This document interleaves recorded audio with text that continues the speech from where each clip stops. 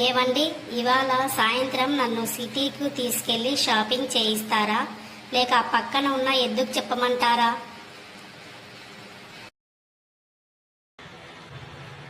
అమ్మో, వద్దు బాబోయ్. ఆ ఎద్దుతో అయినా మాట్లాడొచ్చు, కానీ నీతో షాపింగ్ అంటే నా వల్ల కాదు తల్లి.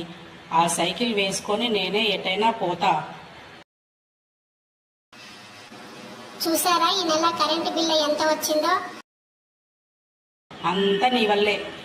ఒరే నాయనో, నేనేం చేశానే? ఇంట్లో ఫ్యాన్ వేస్తేనే అరుస్తావు. ఆ మేకకు ఎద్దుకి కరెంటు బిల్లుతో సంబంధం లేదు.